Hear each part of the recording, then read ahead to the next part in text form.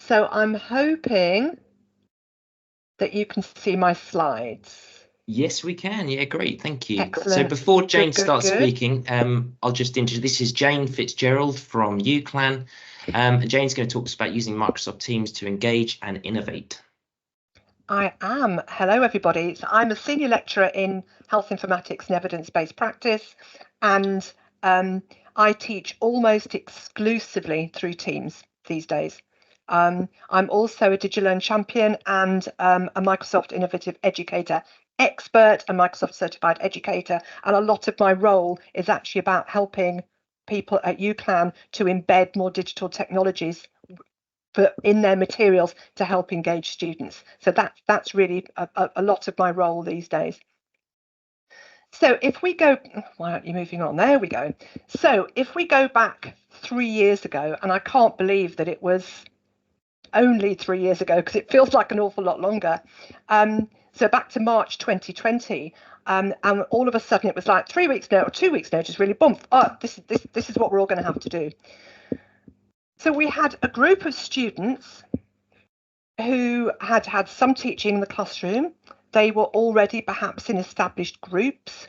They were quite confident with the technology that we were using because they'd been using it for a while, but they really thought they were going to lose out by going to an online delivery. At the same time as we had that going on, we knew that coming in the following September, we were going to have the next cohort of students who would have had no classroom teaching.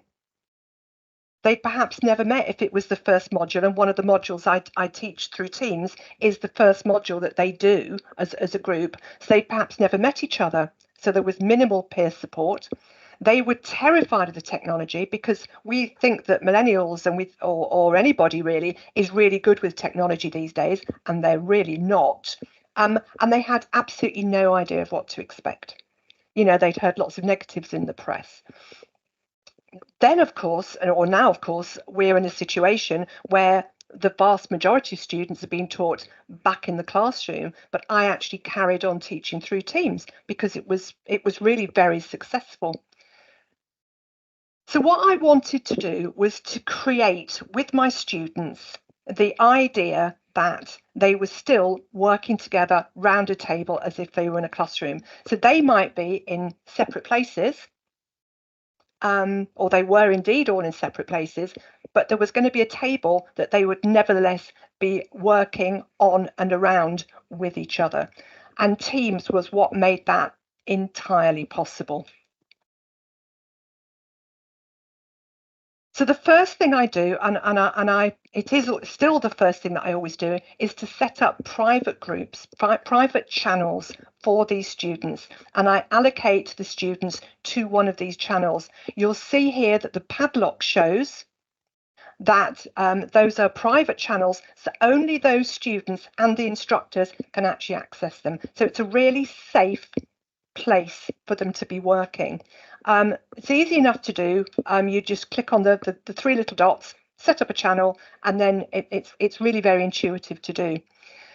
What's important here is that obviously you need to decide how many groups you want, and you need to take into account the sort of activities that you have planned over the course of the module. I try to keep everything in sixes, so all of my activities have 6 parts to them, for example, and you'll see why that's important a little bit later on.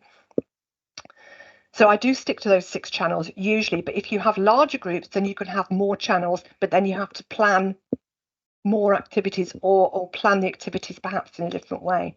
Then, rather irritatingly, and this has been requested to Microsoft many times, you have to add the students one by one. So you can't drag and drop from the membership of the team to the groups. You have to add them to the group one by one. So it's a little bit painstaking, but once you've done it for the whole module. Because the idea here is that the students learn to use the people within their group as their peer support. And one of the things I was thrilled about to find out not very long ago, for some reason I went into an old module and there was that little camera icon next to one of the channels, and I'm like, oh no, somebody's left a meeting running. It's been running for months. So I went in and it was actually a real meeting, and it was a group, the same students, talking to each other about a different module. And that peer support hadn't been set up in the new module, so they were still using mine. So it just really shows that really can work. It also helps with doing it this way rather than using breakout rooms, because then they're always in the same groups. What it means is that, for example, if you've got a student with a hearing impairment or a student with dyslexia or somebody who's just shy, they can interact with their group in whatever way they like, because they can set up a meeting, so they can talk to each other, they can see each other, they can write each other messages, and all within that closed group that is just theirs. So what I tend to do first of all with this group is to get them just to do a very brief activity, just a little bit of an icebreaker, to start getting them to work together in that group. And it might be something as simple as find out what your favourite colours are. So something very, very simple, but it starts that process of them working together, perhaps whether they like cats or dogs. For those of you who don't know, the class notebook has 3 entirely separate sections. So it has the content library, and that's where you can upload all of your materials. The students can see them, they can download them, but they can't delete them and they can't edit them. Each student then also has their own notebook, and when you're creating the class notebook, you're asked which sections you want to have in those student notebooks. Sometimes I remember to set that up properly in the first place, sometimes I don't, but it's really easy once you've got the class notebook set up to amend those sections. You can add sections, you can add pages, you can delete sections, you can really do whatever you like afterwards. It just a bit of a longer procedure than when you're setting it up initially. But the main thing I wanted to talk about here was about the collaboration space, because that's going to be the round table in the classroom, if you like. So that collaboration space, the very first thing I do once I've set that up is to create sections, and you literally just click on the section, a section gets automatically created for you. You can call it whatever you like. So I will set up a section within the class notebook in the collaboration space for each session that I'm doing. So I tend to teach in whole days for students, but I teach in whole days, mornings and afternoons, and they're not doing the same things in the morning or the afternoon, so they have different sections. I always add in an attendance register. And the reason for that is I'm not entirely convinced that Teams always gets it right. And I have had several situations, especially with apprentices, where I've had to actually prove that the apprentice was actually present in a particular session. And that's one way of doing it. They actually add their names to the attendance register. Then what you can do is to set up as many of these. I haven't found that there's a limit to the number of pages you can set up. So each group gets a separate page, and that's where they do their work. I'll show you a better page in a moment. But this is where they actually work. And what's fascinating with this part, so I've set up a template here for them, once again, so that they're getting used to working together on that white table in that collaborative space. So I've set them up a template, and they simply fill in the template. And that gets them over the, wow, everybody can type in this space at the same time, which is mind-blowing when it first happens. So this is a page that several people have worked on. So here I asked them to explain what bias in research was, and you can see they can add in cartoons, they could add in text, they can add in infograms, they can embed little videos. You can do anything you like with those spaces. And as I say, once they're in that space, and it's always easier for the students if they click on open in browser, because then they get a whole screen of the space. Got about a minute left, Jane. Oh, right. Okay. See, I've run out of time now. And I thought I'd been so careful. So that's the collaboration. That's the white table where they can all work together. You can then actually show that when they're explaining it to you. You can actually display it. You can share that space. Come on, you're not moving on. Why aren't you moving on? Right. It also works with a whole range of different apps, all of which can actually be embedded within Teams itself. So it's completely seamless. They don't need to go anywhere else to use any of those. I use it for module assessment, so I use a form for module assessment. I use Vvox, and this is just a word cloud that was created, but it was created within Teams.